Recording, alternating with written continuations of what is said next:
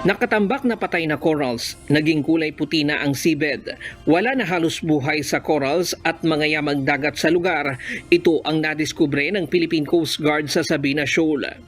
Kahalintulad ang nangyaring ito sa nangyari sa Sandy Cay kung saan itinambak ang mga patay na corals at naubos ang buhay ng yamang dagat. Pero sa Sabina Shoal, nagsisimula pa lamang ang pagtambak at hindi gaya sa Sandy Cay na lumaki na ang reclamation area. Ayon sa PCG, nakakabahala na ito kaya agad idineploy ang BRP Teresa Magbanwa sa lugar na nasa 26 na araw na ngayong nagbabantay doon. It is very alarming because Escoda Shoal is just 75 nautical miles away from the coastline of Palawan. Ganyan na siyang kalapit ngayon. Ito na ang pinakamatagal na pananatili sa West Philippine Sea ng mga barko ng PCG. Anila, wala silang balak na bitawan ang pagbabantay sa Sabina Shoal. Ang Sabina Shoal ay nasa layong 75 nautical miles na lamang mula sa Palawan o nasa 139 kilometro. Ito rin ang ginagawang rendezvous point ng PCG o tagpuan kapag nagsasagawa ng RORE mission sa West Philippine Sea.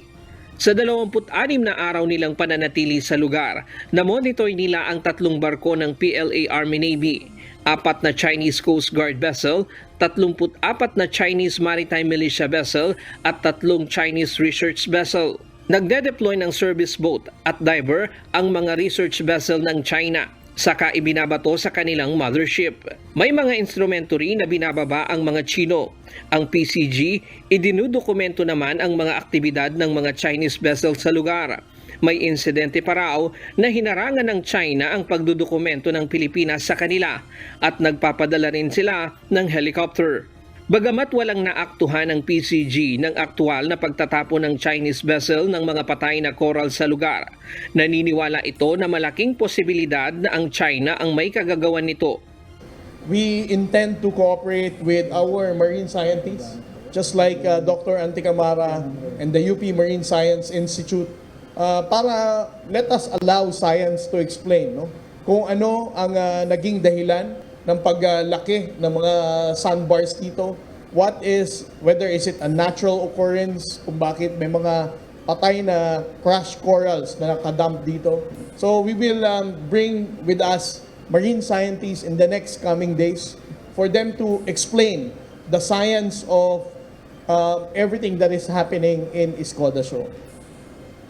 Sa halos isang buwang pagbabantay sa Sabina Shoal, napigilan daw ng PCG ang mga aktibidad ng China sa lugar na pagtatambak ng mga patay na corals at posibleng reclamation sa bahura. Ryan Lacanlale, UNTV News and Rescue. Diyos ang aming sandigan, serbisyo publiko ang aming pinahahalagahan.